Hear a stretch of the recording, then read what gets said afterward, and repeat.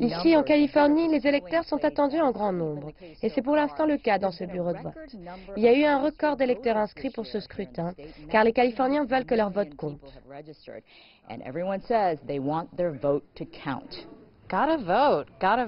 Il faut voter, il faut voter. De grands changements sont en cours. Et plus les gens iront voter, le mieux ce sera.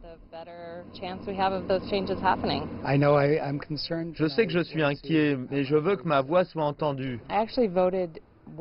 J'ai en fait voté très tôt, mais je préfère rester ici parce que je suis très stressée. L'attention est concentrée sur 7 sièges au Congrès, qui sont encore disputés ici en Californie, et qui pourraient faire basculer la Chambre des représentants à nouveau vers le Parti démocrate. Selon certains experts, le comté d'Orange, au sud de Los Angeles, pourrait tout changer. C'était auparavant une zone conservatrice, mais c'est en train de changer. L'une des raisons de ce changement est la présence importante d'immigrés dans ce comté, dont une grande partie est d'origine asiatique.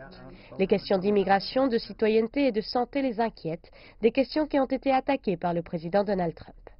Selon un récent sondage interrogeant les électeurs d'origine asiatique, 52% d'entre eux ont un avis défavorable sur le Parti républicain et 58% sont favorables aux démocrates.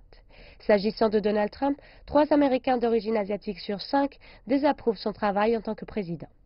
Une autre des caractéristiques du vote en Californie est le vote par courrier. Les habitants de l'État de la côte ouest adorent cette méthode. Lors des 7 dernières élections, la majorité des votants californiens ont privilégié cette option. Cette méthode pourrait poser problème, selon ce qui se passera dans le reste du pays. En effet, si les résultats des élections sont serrés, ces bulletins envoyés par courrier, et qui prennent donc plus de temps à être dépouillés, joueront un rôle essentiel. Il faudra donc sans doute attendre avant d'avoir les résultats définitifs de ces élections.